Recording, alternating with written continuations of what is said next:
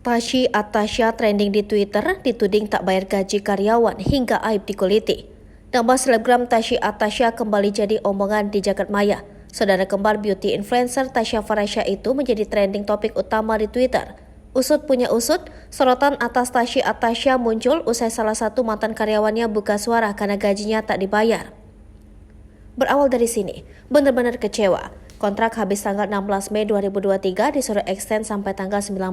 Saya punya hak untuk menolak extend. Sampai tanggal 19 kan? Kata mantan karyawan Tasya Atasya.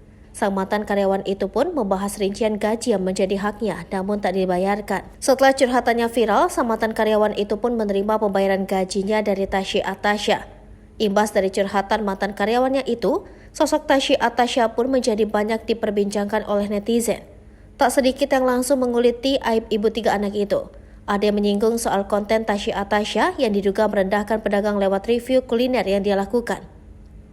Tak sedikit juga yang kembali mengungkit permasalahan keluarga Tasya Atasya saat berseteru dengan saudara kembarnya Tasya Farasya dan juga ibu kandungnya.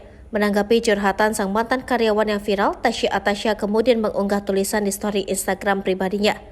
Buat yang sudah menghina dan menghujat dan merendahkan aku, bahkan suami, pesantren dan anak-anakku, tanpa tahu masalahnya apa, aku anggap sebagai ladang pahala, kata Tasya Atasya melalui Instagram story-nya.